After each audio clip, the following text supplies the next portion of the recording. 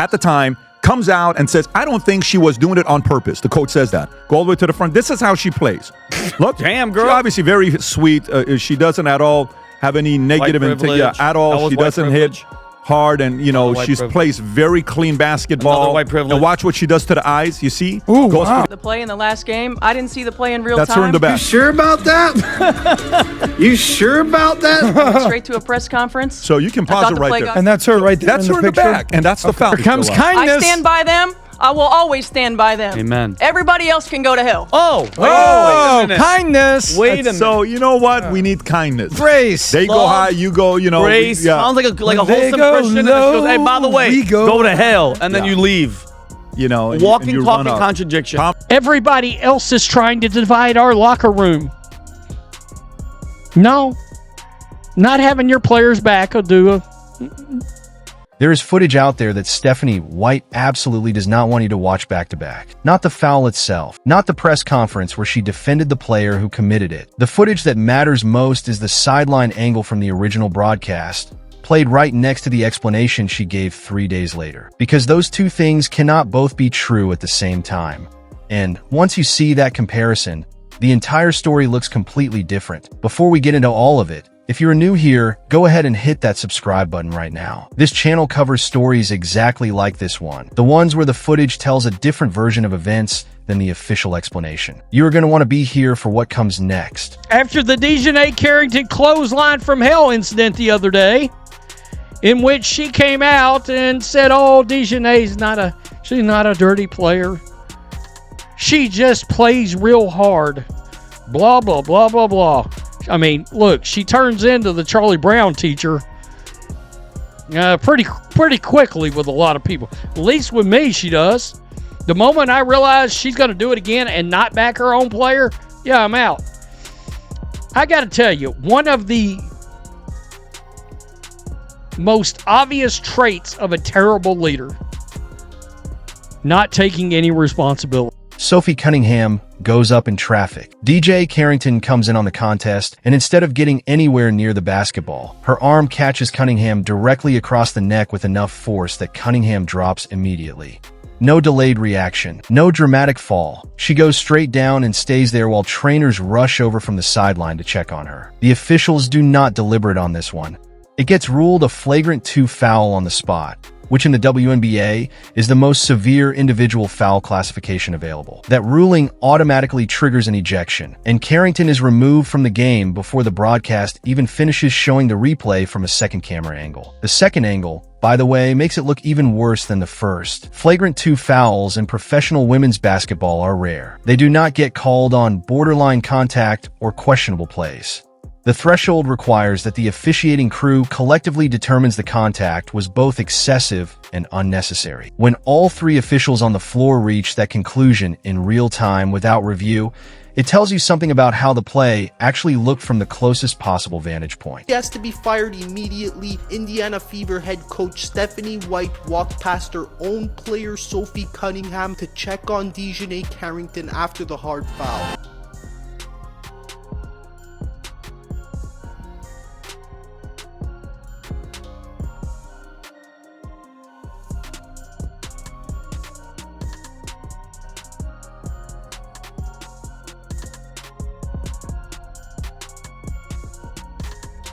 The arena reacted immediately. Fans sitting courtside were visibly upset before the replay even appeared on the Jumbotron. Once it did, the reaction got louder. Clips of the hit were already spreading across social media during the second half, and by the following morning, the video had accumulated millions of views across multiple platforms.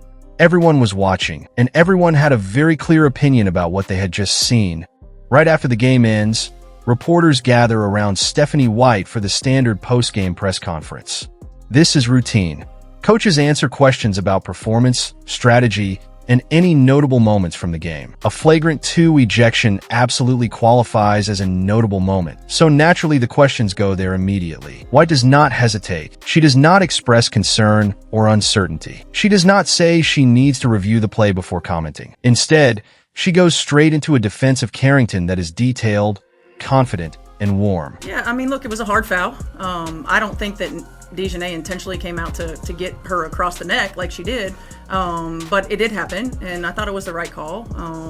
But, you know, one of the things about Nay is that she's going to play her butt off, man. She's going to compete. Nobody's going to go walking in for a layup. And so I don't oppose the hard foul, but I also don't think that she intentionally went for the net. She says DJ is going to play her heart out every single night. She says nobody is walking in for an easy layup against her. She says she personally does not oppose the hard foul. And then she adds, almost as a final note, that she does not believe Carrington intentionally went for the neck despite having watched the entire sequence happen from a bench that sits only a few feet from where the contact landed. That is a lot of specificity for someone who allegedly did not fully process what she had just witnessed. She is not hedging. She is not cautious. She is not saying she will review the film and comment further.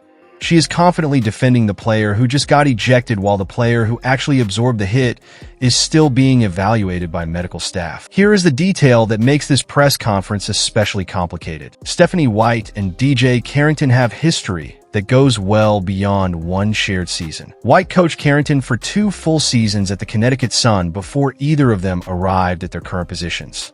2 seasons is enough time to build genuine trust, real familiarity, and the kind of relationship that does not simply switch off the moment you end up on opposite sides of the court. So when the instinct in that press conference is to immediately frame a flagrant 2 ejection as competitive passion rather than dangerous contact, it becomes very difficult to separate that response from the personal connection sitting underneath it. Analysts noticed it instantly. Former coaches appearing on sports commentary programs that same evening pointed out that a head coach defending an opposing player over her own injured athlete at a post-game press conference is not standard operating procedure. In her performative anger, and I look at it this way. This is not an apology. This is justification, an excuse wrapped in emotion with performative outrage. That's what I think. Wow. And she's glancing at the paper there. You know, sincere apologies don't need a one-pager that was likely written by, I'll say likely, I don't know, likely written by the Fever PR flack and likely approved by the league. Every statement that goes out here, the league wants the I didn't even think about the league. Fever, yeah, it needs to clear the Fever PR, but clearing the league, that's an interesting perspective I have not heard yet. Did the league see this before Stephanie went out and did that? It's a very interesting point, Tom. The uproar to stop, but they like the eyeballs. But this is going over the waterfall, and I look at it this way. If I was on the board, I would be saying to the CEO, you know what? I think this thing has gone over the waterfall here, and I think we need to make a change. We need to make a change in leadership. And if I was the owner of the fire her. I would fire her. I would as well. I would say, I don't think that was... You can't back up the... It is not something that happens by accident. It is a choice, and choices in high-pressure moments tend to reveal exactly where someone's instincts actually live. The criticism does not fade. If anything, it compounds over the following 72 hours as more analysts weigh in, more clips circulate, and more fans direct their frustration at the Indiana Fever organization through every available platform. The pressure reaches a level that apparently cannot be sustained through silence alone. So Stephanie White appears at another podium, and this time, the tone is completely different. She says she did not see the play develop in real time.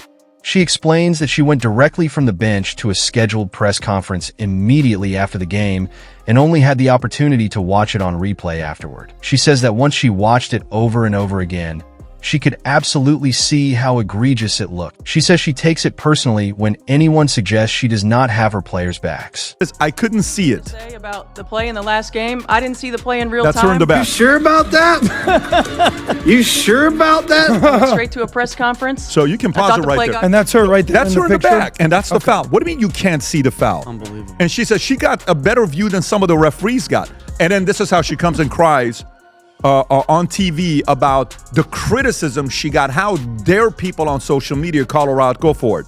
She insists she rides with every single one of them, always, without exception. There is just one significant problem with this version of events.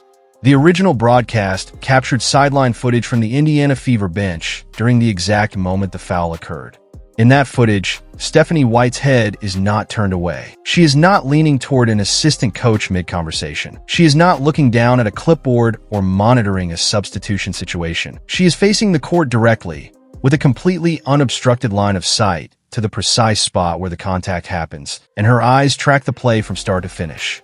Someone took that sideline angle and placed it directly beside her new press conference explanation, breaking the comparison down frame by frame. That video spread faster than almost anything else connected to this story, because it is genuinely difficult to watch that comparison and reach the conclusion that she truly missed the play as it unfolded. Her positioning, her sight line, and the direction of her gaze all contradict the explanation she offered 3 days after the fact. And here is the part that makes the timeline even harder to accept. If she genuinely had not seen the play develop in real time, her immediate post-game response would logically have been cautious and uncertain. You do not offer a detailed, confident defense of a player's intent if you are not sure what you actually saw. The confidence she showed in that first press conference is inconsistent with someone who was operating on incomplete information. It is entirely consistent with someone who saw exactly what happened and made a deliberate choice about how to frame it publicly. During this same stretch of public appearances, White delivers what can only be described as a passionate declaration from the podium. Her voice rises. Her language becomes more forceful. She talks about leading with love, leading with grace, and leading with integrity. She says that hate and divisiveness will not win. She says she stands by her players, all of them, no matter what anyone outside the locker room has to say about it. It is genuinely compelling to watch. It sounds like a coach drawing a hard line, someone tired of outside noise and determined to protect the people in her care regardless of the consequences.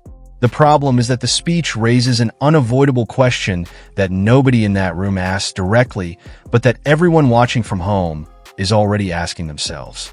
Stand by which players exactly?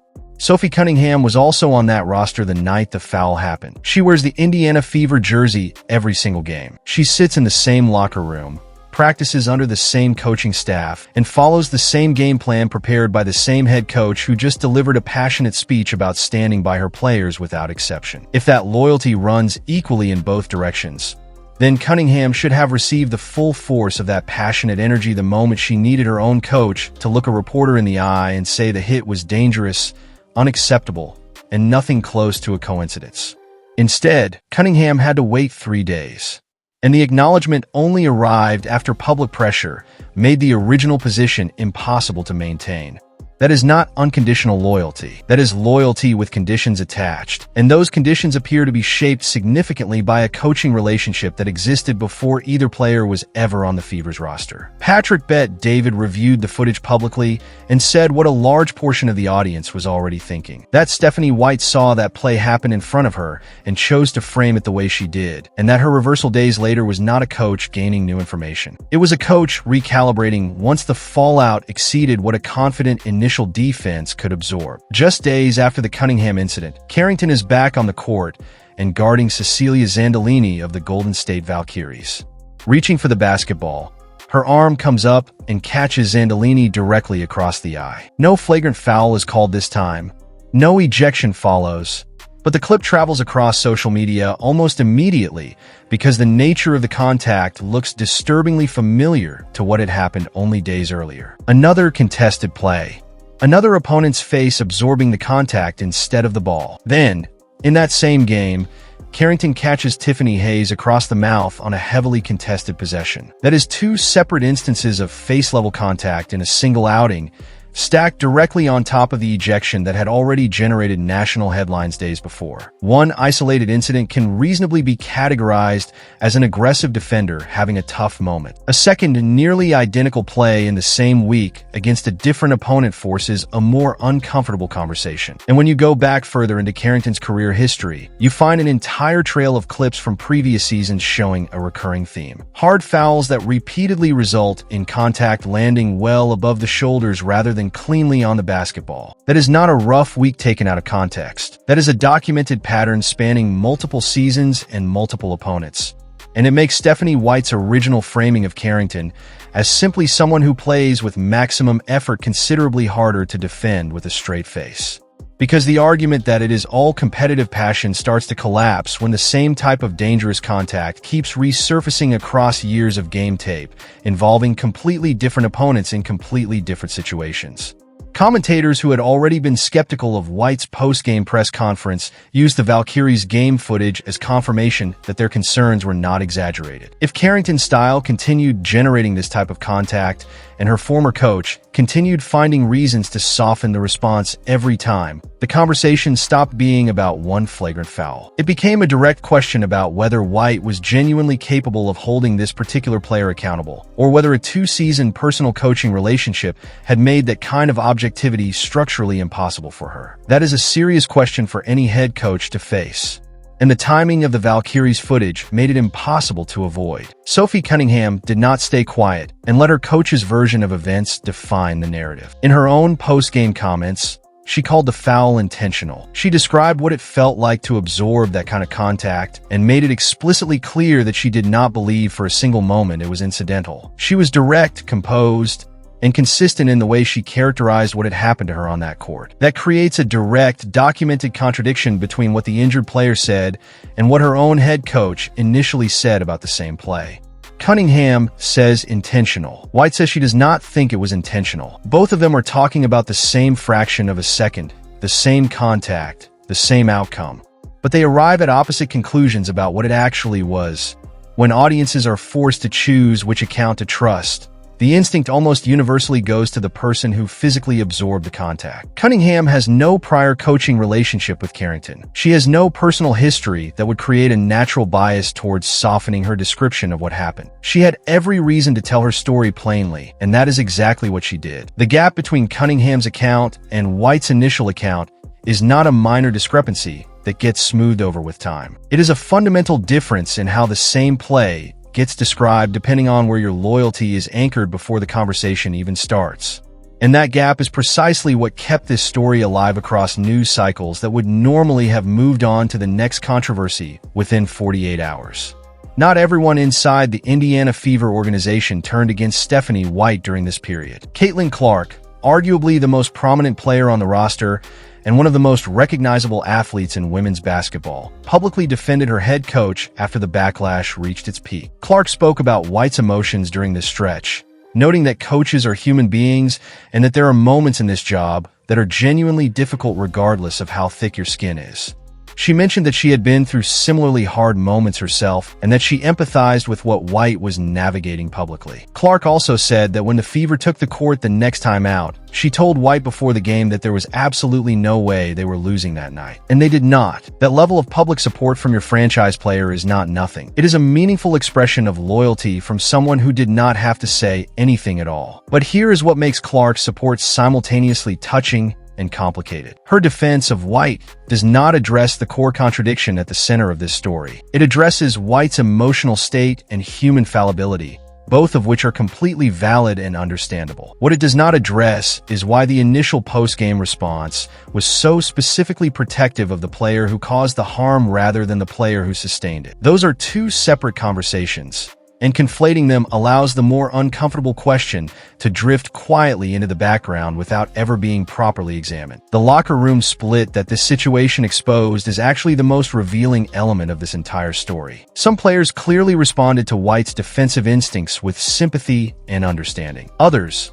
watching Cunningham navigate the aftermath of a real injury while her own head coach initially minimized what caused it, likely felt an entirely different emotion sitting in that same locker room. A coaching staff is supposed to be the one constant that every player on the roster can trust equally and without reservation. When that trust becomes conditional based on relationships that predate the current roster, the foundation starts to crack in ways that do not always show up immediately, but tend to surface at exactly the wrong moment. Fans inside the arena actually booed White before one of the games that followed the controversy. Clark said that made her sick to her stomach. That is an extraordinary thing to witness as a player. Your head coach getting booed in your own building by your own fan base over a decision she made in a press conference. That does not happen because of a single miscommunication. That happens because a significant portion of the people who watch this team every night felt that the wrong player got protected, and they made sure everyone in the building knew it. Strip away every individual press conference, every viral clip, and every opinion offered by commentators and analysts across the past week, and what you are left with is a straightforward and deeply uncomfortable question about loyalty. Stephanie White built a real relationship with DiJonai Carrington over 2 full seasons of shared work in Connecticut. That kind of relationship does not disappear when the professional arrangement changes. It stays with you. It shapes your instincts, It influences how you react under sudden pressure before your brain has had the opportunity to fully override those instincts with strategic thinking. None of that makes White a bad person. It makes her human in a way that anyone who has ever maintained a meaningful professional relationship can immediately understand. But being a head coach means that every player on your current roster gets the same standard. Not the standard shaped by who you coached before you got here, and not the standard adjusted based on which relationships feel most personal. Sophie Cunningham needed her coach to look at reporters the same night the foul happened and say clearly that the contact was unacceptable, that her player was injured, and that the officiating crew made the right call. That statement needed to come immediately, without qualification, and without a comparison to how hard the opposing player competes. It did not come immediately. It came 3 days later, after the internet made silence impossible, and it came wrapped in an explanation about not seeing the play live that does not hold up against the footage that was already publicly available. That sequence is the contradiction that elevated this beyond a standard sports controversy. It is the shift itself, tracked step by step from confident post-game defense to walked-back explanation to passionate podium speech, that tells the real story more clearly than any single statement does on its own. Saying you stand by your players unconditionally sounds powerful from a podium, but standing by all of them equally, including the one who is sitting in the training room icing her neck while her coach defends the player who put her there, is an entirely different kind of strength. And the distinction between those two things is not subtle. It was visible, documented, and watched by millions of people who have a very clear sense of which version of events aligns with what the cameras captured that night. Until that specific contradiction gets addressed directly, without a carefully timed statement, without the emotional framing that turns a coaching accountability question into a story about outside noise trying to divide a locker room, this story is going to keep coming back. Because DiJonai Carrington is still playing. And the game tape does not forget. The most uncomfortable part of this entire situation is not the foul itself. Dangerous plays happen in professional sports. Officials make calls. Players get hurt. That is an unfortunate reality of high-level competition, and it is not new. What is genuinely unsettling is watching someone in a position of authority choose, in real time and on camera, which player's experience gets prioritized when both of them needed the same thing from the same person at the same time. Loyalty is supposed to be one of the most valuable things a coach can offer. When it flows equally in every direction, it builds something that is genuinely hard to break. When it flows selectively, based on relationships that belong to a different chapter of someone's career, it creates fractures that no passionate podium speech can fully close. The players in that locker room know the difference. The fans in that arena clearly know the difference. And based on everything captured on camera across this entire situation, the cameras do too. If this story resonated with you and you want to see more breakdowns that go beyond the surface, hit that like button and subscribe so you never miss when we drop one of these. Drop your take in the comments below, because the conversation around this one is far from finished, and your perspective on whether White's explanation holds up is exactly what this discussion needs more of. We will see you in the next one.